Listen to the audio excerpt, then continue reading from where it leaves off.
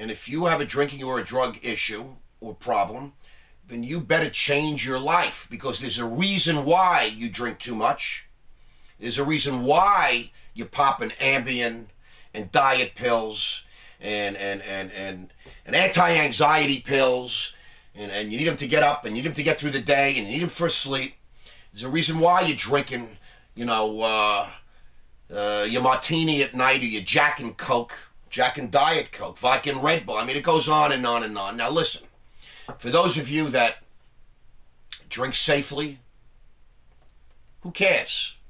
If what I'm saying bothers you, or you're listening a little closely, then there might be something in what I'm saying that you identify with. And guess what?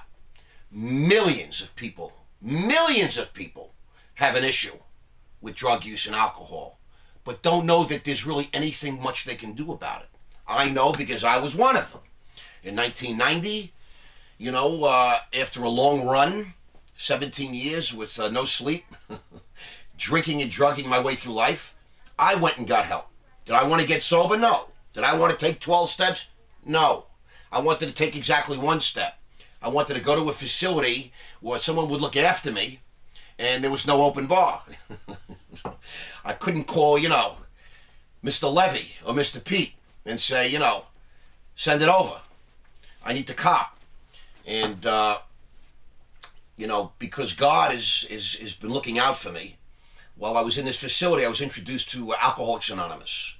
And it's a series of steps a human being takes to change your insides. It's not about your outsides. It doesn't matter if it's Park Avenue or Park Bench. It's a disease like cancer, like diabetes. If you got it, you got it. You're afflicted. I take my hat off to a guy like Dr. Drew, Celebrity Rehab. A&E's got intervention. All of a sudden it seems as if the world's waking up and embracing the fact that there are people that are out there recovering from a hopeless state of mind and body.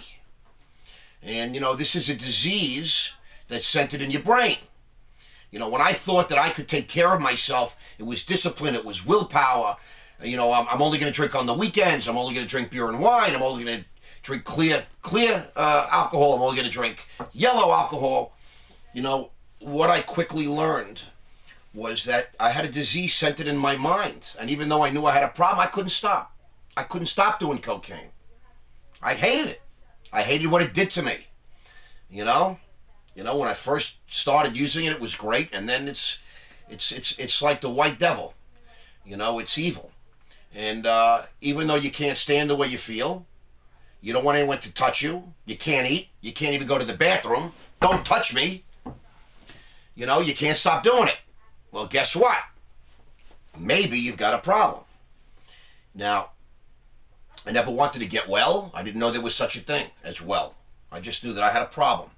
And I was introduced to the 12 steps. And today I went to the meeting, and we talked about step 8, which is made a list of all persons we had harmed and became willing to make amends to them all.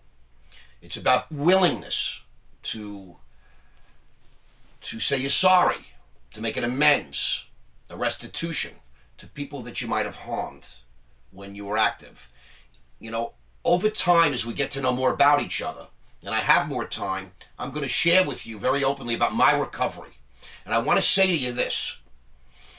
If you or anybody that you love, a family member, a close friend, has an issue with drugs and alcohol, and you're concerned or you don't know what to do or how to go about it, I want you to reach out to me. It's ross@rossmandell.com.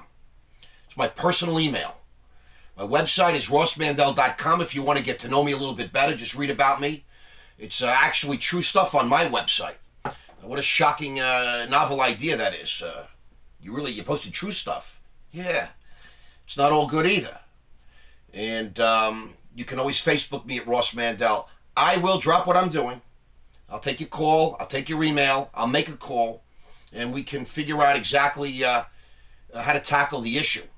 Because my primary purpose is to stay sober and to help another alcoholic/addict to achieve sobriety. That is my primary purpose.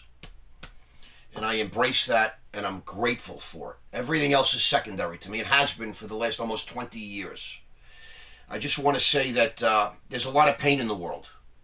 And I sat in that room today in the AA meeting, and I heard women talk about being raped and molested and abused by friends and family members when they were 6 years old, right through their lives.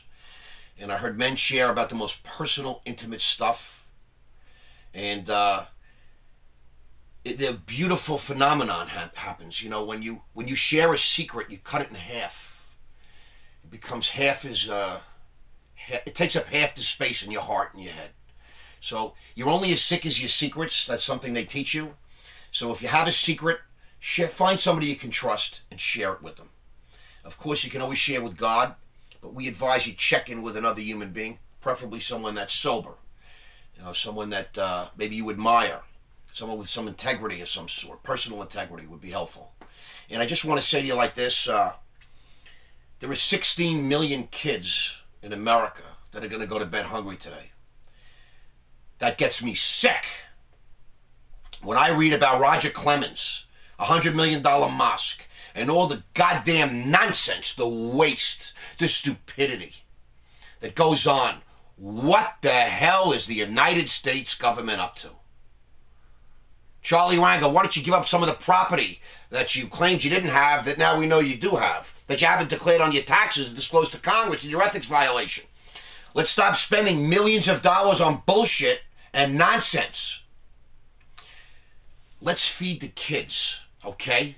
Let's feed the kids. A hungry kid going to bed in America? Shame on all of us. That's all I got to say today. Please reach out to me, Ross at rossmandell.com, Ross Mandell on Facebook. Let me know what you're thinking. Thank you so much for listening to me today. Sorry if I'm ranting and raving, but, you know, it's disturbing to think of kids going to bed hungry at night. I'll see you tomorrow.